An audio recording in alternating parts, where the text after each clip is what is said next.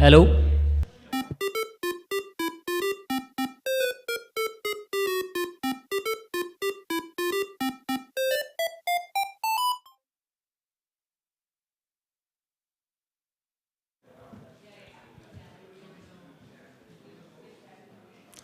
Hi.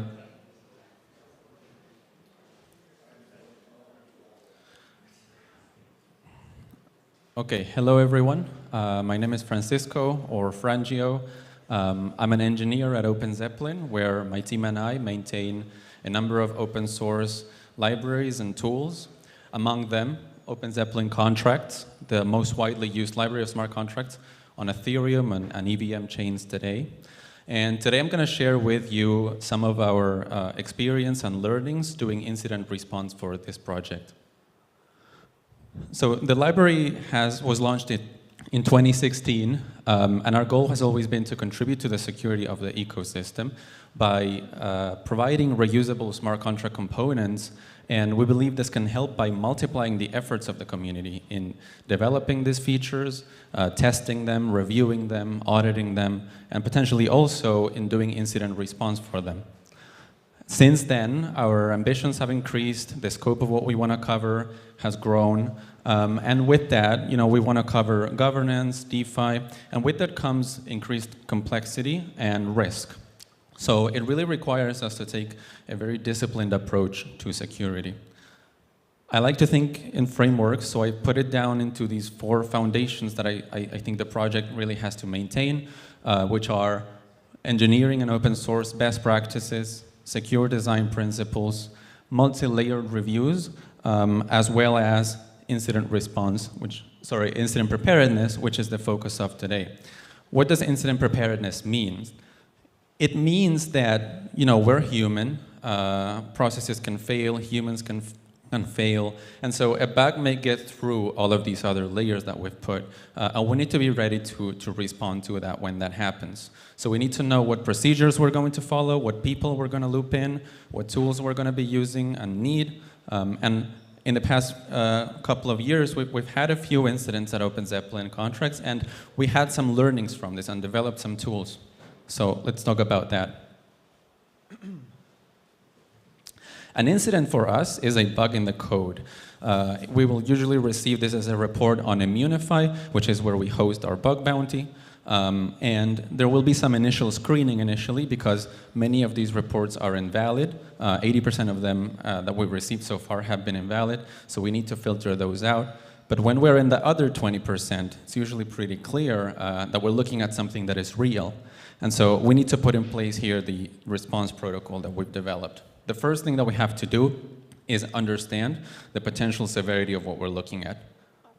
Here comes one of the first things that is peculiar about OpenZeppelin contracts, which is that we put the code out and users download it and use it, and they do that on their own, on environments that we don't know about, without our supervision, without our control. So we don't really know the way that these users are using the code and what are some maybe tangential things about their environment that may make the particular bug worse.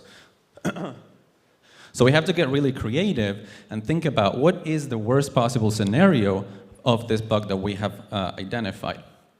So what is the worst possible impact? We like to use this framework, which I think is pretty common, which is to separately evaluate the impact of an issue. That is, what are the consequences it might have? Maybe is it stolen funds, frozen funds, denial of service, stuff like that. And separately to assess the likelihood, which is how easy or difficult is it to exploit that? Is there a profit motive why some attacker might do that? Does it require some prior access? And so we grade each of these dimensions from low to high severity, and from that we get a combined severity, which may be from critical to informational. So one example of this is in August 2021, we received a report about an issue in the time lock controller contract that we have. It was a reentrancy issue that could lead an attacker to take over the contract. At this stage, we will very likely identify different sets of conditions that might lead to different tiers of severity. In this particular case, depending on the way that the time lock controller was set up, it could land on the critical severity, because anyone would be able to take over the contract, or it could land on the high severity, which was because of lower likelihood, which required someone with prior access that presumably was trusted to exploit it. And those are the kinds of things that contribute to different grades of severity. So once we understand this, it's still hypothetical, right? We've done a thought experiment and tried to come up with the worst possible thing that we can think of, but then once we have that, we can't just do, okay, we'll do the fix, we'll publish a report with the right severity and be done with it. Because the code might be deployed on chain, and so doing that wouldn't be responsible from us. So we have to really assess what is the real practical impact of this bug that we found. This is where the second thing that I think is peculiar about OpenZeppelin Contracts shows up, which is that we don't deploy the code, right? Our users do, and they do that on however many chains they know, and we never hear about those deployments. So when we have an issue, like in this case in the time lock controller, how do we know where are the instances that might potentially be affected? So we found two ways to identify these instances. The first one is by looking at events. In this particular case, in the constructor of the time lock controller, there was an event that uniquely identified the contract that we could look for by querying an RPC endpoint or some other kind of API, and that way get a list of all of the instances of the code that we could find on chain.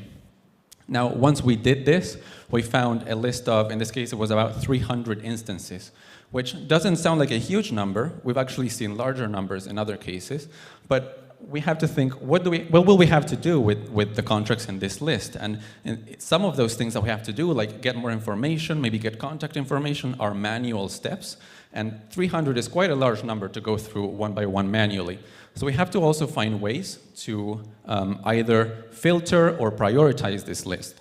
In this particular case, like I said, there were different severity tiers, and in fact, by looking at the events, we were also able to identify for each instance in which severity tier it fell, and to get that information. So we wrote some tools, wrote some scripts, which we later sort of saved for future response, future incidents, to look for those events, to generate a JSON or a CSV file, to dump it on a spreadsheet, which is what you can see right here, and then go through manually one by one to continue with the incident response, right? But when we did this, the critical ones were very, very few, thankfully. And we were still left with a bunch of other contracts that we didn't really know how to go through, right? We wanted to prioritize them further. So one idea that we could have is, well, if we knew how much value is at each of these instances, we would know how much risk each of those instances has, and we would be able to prioritize them and sort of go in order. It would be a lot more efficient for us. But actually, it turns out this is actually a really difficult thing to answer. You look at an address, how much value is under the control of that address? You can't just look at the ETH that is held at that account. You also have to look at ERC20 tokens. Once you do that, you need to price them somehow to sort of put them in a common unit of account. And then you also have to ask, well, do you look at NFTs? And what if the contract is the owner of another contract that is the contract that holds the assets and however many levels of indirection that you might want? So this is a tricky part we haven't yet cracked, and it would be great to get an automated way to do that. In some cases, the events may not be enough. Like in this case, we were lucky there was this uniquely identifying event, but in other cases, it may be a more standard contract that is an ERC. There may be multiple implementations, and it doesn't help us in that way. Or it may be that the bug was introduced in a later version, and we would like to filter what contracts were deployed using that particular version or the versions that have been affected, and the event doesn't help us there. So the other thing that we have found that is useful is to look at verified source code. Verifying source code is a very important part of our culture in this industry, so we can sort of rely on that for most projects. And if you're not verifying your source code, you need to understand that this is one of the consequences of that, right? You are not giving the information for security researchers or people like us who may need that to act on an incident. Here I want to highlight one thing, which is that this industry has benefited a lot from the open nature of blockchains. There are things like Dune that are amazing to do a bunch of analysis on the data, but source code is a little bit lagging behind because we rely mostly on centralized providers. So even though the data is there and you can get it, it's a lot harder. You have to jump through some hoops. And we've been able to do that, but it could be a lot better. So here what we have done is we scan all verified contracts, and we are able to match them against our code that we know from the library, and in that way we're able to identify what features of the library they're using and what version of the library they're using. And this gives us the information that we need to filter and sort of act on these incidents. So once we have this information, we will have this big spreadsheet that I showed you, and now we need to act on it. We need potentially, like in this case in the time lock controller, to execute a mitigation on chain.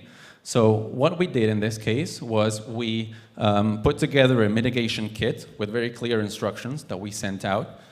We sent them out to the critical affected contracts first, then to the high severity affected contracts in this sort of staggered way to sort of control more tightly how this information was disseminated because of the sensitive nature of it.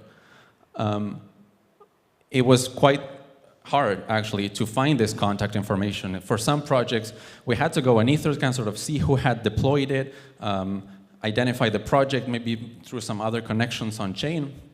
And for some, we found the project that they corresponded to, but there was no contact information, right? So if you are developing a project, it's really important to have very clearly available contact information for this sort of security communications. So once we have done this, we are clear, the mitigations have been executed, and now we can go ahead and publish the code. Publish the fix, and also publish an advisory. The advisory part is really important, and it's also the reason why we recommend installing using NPM, and that is because there are tools like Dependabot or SNCC or stuff like that that will scan these known databases of security advisories and let you know when you have a dependency that has an issue, a known issue in it. So we publish a security advisory for the NPM package, and if you are using the dependency, you get notified, very likely by one of these bots, and you can act on it. One of the challenges here is that because OpenZeppelin Contracts is a library that has a lot of features, maybe you're just using one of them, you're still going to get alerts for the contracts that you're not using. That's kind of one of the downsides. So we try to make it very clear in the title and in the description how to know which is the contract that's affected, and also in the description how you can know if you're using that contract whether you are affected. So making all of this communication very clear is key to us. To deal with this issue that is like a lack of granularity of alerts, we're developing a tool currently that we call Dependency Checker, not very creatively for now. And the tool, what it does is it's able to scan your project, maybe your repository, or maybe even a contract that has been verified and is on a block explorer, and use this information that I mentioned before, right? What are the features that are in this contract? What version of the contract is using? And if there are any known security advisories for it in a very granular way that is able to distinguish the features that are actually in use. This is a thing that you're going to be able to install. Maybe we might do it proactively. I haven't decided just yet, but I think it will be pretty interesting and valuable. So finally, regarding the other security foundations that I mentioned, we've recently released a security center page where we share a bunch of relevant information about the security processes that we follow, the audits we've done, the test coverage that we have, the formal verification coverage, and some other relevant statistics. For example, we can't see it on the screen here, but using this scanning technology that I told you about, we are able to get an idea of how many instances of the code that we have built and shipped are deployed on chain, and we can see that there are like hundreds of thousands of them. It's actually quite interesting, and we can get really good statistics of that. That data set, by the way, we're still working on the accuracy of it, but I would love to make that public at some point so that it could be hosted on Dion, for example, and you could use it to against other data from the chain, I think that could be really interesting. So if that interests you, please let me know. Finally, we've recently started doing some incident response training for clients. We teach how to react, mitigate, respond to security incidents, model threats, identify weaknesses, develop a plan, and also perform simulations. We've done this already with Compound and Sandbox. It's not something I'm personally involved in, but the team in OpenZeppelin is doing this, and I think it could be really interesting also. If this is interesting to you, you should reach out to us. And that's it. Thank you. Hope that was interesting. There may be some time for questions.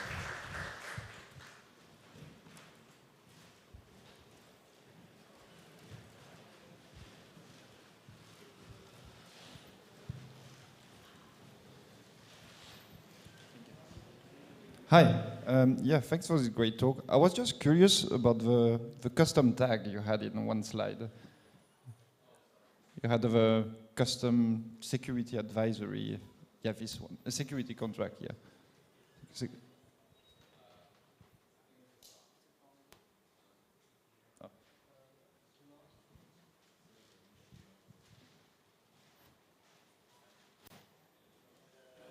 Hi. Okay. Yeah, so you asked about the custom security tag. What is your question specifically? Like, how do you use that? Right.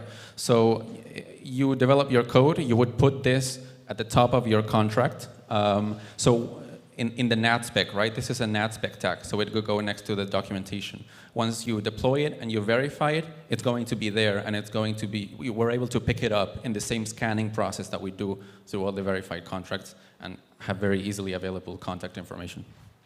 And sorry, it's not clear here, but you would put next to it the email, right, or some other way to contact you. That's the important part. Okay. Thanks.